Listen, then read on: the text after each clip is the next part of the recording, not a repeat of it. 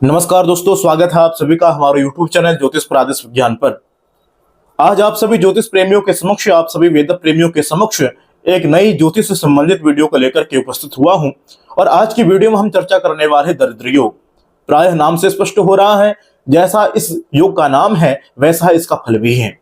इस योग में जन्म लेने वाला जातक अपने जीवन काल में आर्थिक तंगी का शिकार अवश्य रूप से होता है। व्यापार करेगा तो निश्चित या व्यापार में भी हानि अथवा मानसिक परेशानी और साथ ही साथ में आय को लेकर के पग पग पर संघर्ष ऐसे व्यक्ति को करना पड़ता है जिसकी जन्म कुंडली में यह दरिद्र योग बना हुआ है। अब प्रश्न उठता है कि हमारी जन्म कुंडली में दरिद्र योग किस प्रकार से बनता है, तो सर्वप्रथम इसकी हम चर्चा करते हैं। जन्म कुंडली के द्वितीय भाव के स्वामी अथवा जन्म कुंडली के आय भाव के स्वामी। जन्म कुंडली का द्वितीय स्थान धन भाव का स्थान कहा जाता है, जहां से धन संग्रह के विषय में विचार किया जाता है। और जन्म कुंडली का आय स्थान अथवा एकादश स्थान आय प्राप्ति का सूचक है। जब भी जन्म कुंडली में धन भाव का स्वामी अथवा जन्म कुंडली के एकादश भाव का स्वामी जन्म कुंडली के छठे भाव में अथवा जन्म कुंडली के अष्टम भाव में अथवा जन्म कुंडली के द्वादश भाव में विराजमान होते हैं, तो ऐसी स्थिति में दरिद्र योग बनता है। ऐसा व्यक्ति अपने जीवन काल में आर्थिक रूप से अवश्य रूप से परेशान रहता है, इसमें किसी भी प्रकार का कोई संदेह नहीं समझना चाहिए।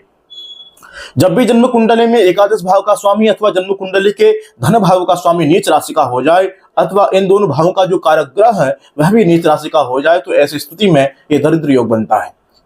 तीसरा हम चर्चा करें, जब भी जन्म कुंडली के भाग्य भाव का स्वामी अथवा जन्म कुंडली के पराक्रम भाव का स्वामी नीच राशि का हो जाए, तब भी ऐसी स्थिति में इस योग को समझना चाहिए। और हम चर्चा करें तो जब भी जन्म कुंडली में ग्रहों के राजा सूर्य नीच राशि के विराजमान हो जाए अथवा पीड़ित हो जाए अथवा बलहीन प्रकृति के हो जाए, तब भी ऐसी स्थिति में इस योग का प्रभाव जातक को उसके जीवन काल में अवश्य रूप से प्राप्त होता है।